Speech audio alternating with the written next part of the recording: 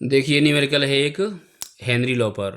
If nitrogen gas is passed in water at 293 kelvin, then how many milli mole of nitrogen gas will be soluble in 1 litre water.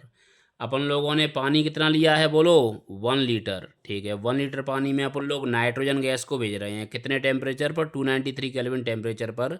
तो nitrogen gas के कितने मिली मोल घुलेंगे, पहले मोल निकालने पड़ेंगे nitrogen के। मोल में 1000 का मल्टीप्लाई कर देंगे तो अपना आंसर किस में आ जाएगा, मिली मोल में आ जाएगा। ठीक है, लेकिन मोल कैसे निकालें? मोल निकालने के लिए पहले अपन को निकालना होगा मोल फ्रैक्शन। मोल फ्रैक्शन के लिए हेनरी लॉ का एक फॉर्मूला मैंने बताया है, तुम लोगों को नोट करके लिखा हुआ है नोट्सों में। पी बराबर क्या है, के एच इंटू एक्स। यहाँ पर अपन लोग नाइट्रोजन गैस की बात कर रहे हैं तो एक्स को अपन लोग क्या लिख सकते हैं, एक्स एन टू, यानी नाइट्रोजन का mole fraction. X N two यानी नाइट्रोजन का मोल फ्रैक्शन की फॉर्म में इस फॉर्मूले को लिख लिया। पी मतलब पार्शियल प्रेशर कितना दिया हुआ है, देखिए the partial pressure of nitrogen gas कितना है, 0.987 बार, 0.987 बार अपॉन में के एच। हेनरी लॉ कांस्टेंट की वैल्यू कितनी है, 76.48 बार। ध्यान रखना कुछ किताबों में किलो बार दिया रहता है तो किलो बार को बार में बदल लेना 1000 का मल्टीप्लाई करके, लेकिन यहाँ पे बार में है तो डायरेक्ट बार में लगा दिया है। ठीक है, अब यहाँ से एक्स एन टू आ गया, यानी नाइट्रोजन का मोल फ्रैक्शन आ गया, कितना आ गया, इतना आ गया। ध्यान रखना कुछ सीरीजों में इसका आंसर गलत दिया हुआ है, ठीक है ना। ये नाइट्रोजन का मोल फ्रैक्शन आया है, कुछ में क्या किया है, इसी को मोल मान लिया है और इसमें 1000 का मल्टीप्लाई करके आंसर लिख दिया मिली मोल में, वो गलत है। ठीक है ना, ये मोल फ्रैक्शन आया है, नाइट्रोजन का मोल नहीं आया। अब इसके बाद में मोल फ्रैक्शन के लिए फॉर्मूला लिख देंगे। मोल फ्रैक्शन का फॉर्मूला बनाना आता है सब लोगों को। जिसका मोल फ्रैक्शन निकालते हैं उसके मोल को कहाँ लिखते हैं, ऊपर, टोटल मोल को कहाँ लिखते हैं, नीचे। हमें नाइट्रोजन का मोल फ्रैक्शन निकालना है। नाइट्रोजन इसमें क्या है, सॉल्यूट, क्योंकि नाइट्रोजन को पानी में घोला है तो नाइट्रोजन सॉल्यूट है, तो मोल फ्रैक्शन ऑफ सॉल्यूट, इसके लिए फॉर्मूला बनाया।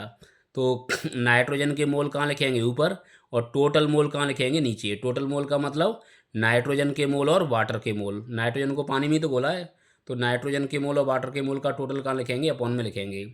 हेनरी लॉ किस पे अप्लाई होता है, डाइल्यूट सॉल्यूशन पर के कंसंट्रेटेड पर लिखाया है तुम लोगों को हेनरी लॉ की लिमिटेशंस में। हेनरी लॉ केवल डाइल्यूट सॉल्यूशन पर अप्लाई होता है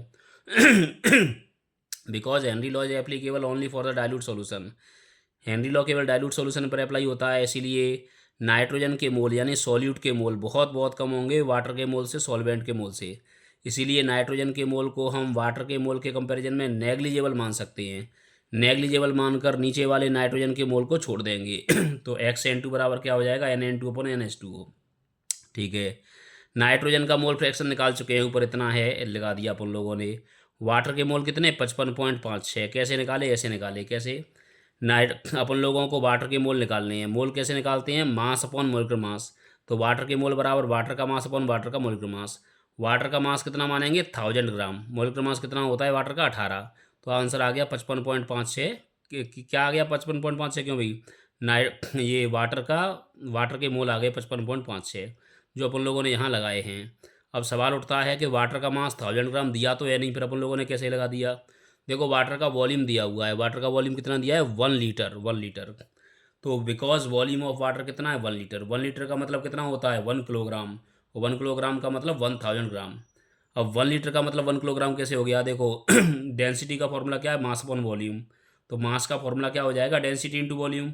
वाटर की डेंसिटी कितनी होती है, यूनिट 1 ग्राम पर सेंटीमीटर क्यूब। वॉल्यूम कितना है वाटर का, 1 लीटर मतलब 1000 मिलीलीटर। 1 लीटर मतलब 1000 मिलीलीटर वॉल्यूम। ठीक है, तो यहाँ से मास कितना आ जाएगा वाटर का, 1000 ग्राम। ठीक है, लगा दिया यहाँ पर। यहाँ से नाइट्रोजन के मोल आ गए, कितने आ गए, इसका इसमें मल्टीप्लाई कर दिया, कितने आ गए नाइट्रोजन के मोल, 0.716 मोल। अब यहाँ पर अपन को आंसर मिली मोल में देना है, किस में आंसर देना है, मिली मोल में। तो मोल को मिली मोल में कन्वर्ट करने के लिए 1000 का मल्टीप्लाई कर दिया, कितना आ गया, 716 मिली मोल।